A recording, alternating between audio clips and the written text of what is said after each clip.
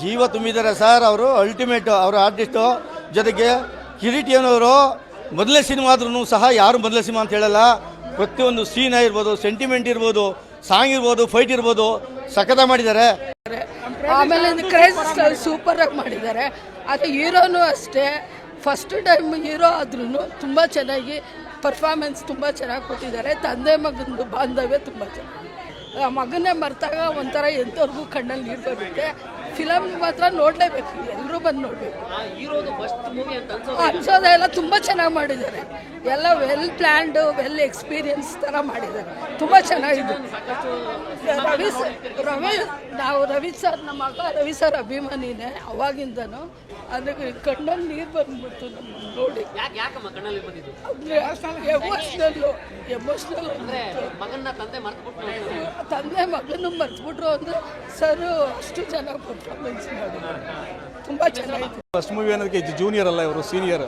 Actually ಹೇಳ್ಬೇಕಂದ್ರೆ ಈಗ ಅಮ್ಮ ಹೇಳ್ತಾ ಇದ್ರು ಕಣ್ಣಲ್ಲಿ ನೀರು ಬರ್ತಿದೆ ಅಂತ. ಸಿನಿಮಾ ಗೆದ್ದಿದೆ ಅಂತ ನಮ್ಗೆ ಅನಿಸ್ತಾ ಇದೆ. 100% ಸಿನಿಮಾ ಗೆದ್ದಿದೆ. ಕಿರೀಟಿಯವರು ಅವರು ಜೂನಿಯರ್ ಅಂತೂ ಅಲ್ವೇ ಅಲ್ಲ. ಈ ಸಿನಿಮಾ ಮುಖಾಂತರ ಜನಗಳಿಗೆ ಸೀನಿಯರ್ ಆಗಿರ್ತಾರೆ. ಮತ್ತು ಈ ಸಿನಿಮಾದಲ್ಲಿ ತುಂಬ ಅತ್ಯುತ್ತಮವಾಗಿ ಎಲ್ಲ ಸಾಂಗ್ಸ್ ಆಗಲಿ, ಆ್ಯಕ್ಟಿಂಗ್ ಆಗಲಿ ತುಂಬ ಚೆನ್ನಾಗಿ ಬಂದು. ಕಂಗ್ರ್ಯಾಚುಲೇಷನ್ಸ್, ನೀವು ತಾಯಿ ಆಗ್ತಿದ್ದೀರಾ ಈ ವಯಸ್ಸಲ್ಲಿ. ಕಲಿಗಾಲ ಅಂತ ದೊಡ್ಡವರು ಸುಮ್ಮನೆ ಹೇಳಿಲ್ಲ. ಕಾರ್ಯಕ್ಕಿಲ್ದಿರೋ ನಾಚಿಕೆ ಶುಭ ಕಾರ್ಯಕ್ಕೆ ಅಕ್ಕಮ್ಮ.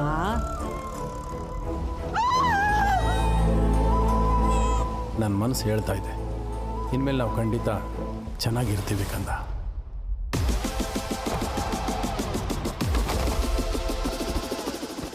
ತಲೆ ಕೆಡ್ಸ್ಕೊಂಡೆಲ್ಲ ಓದಿದ್ದೆ, ಎಕ್ಸಾಮ್ ಬರೆಯೋದು ಬಿಟ್ಟೆ ಈಗ ಪಾಸ್ ಆಗ್ತೀನೋ ಇಲ್ವೋ ಅನ್ನೋ ಒಂದು ಎಕ್ಸೈಟ್ಮೆಂಟ್ ಕಿತ್ಕೊಂಡು ಬಿಟ್ಟಿಯಲ್ಲ.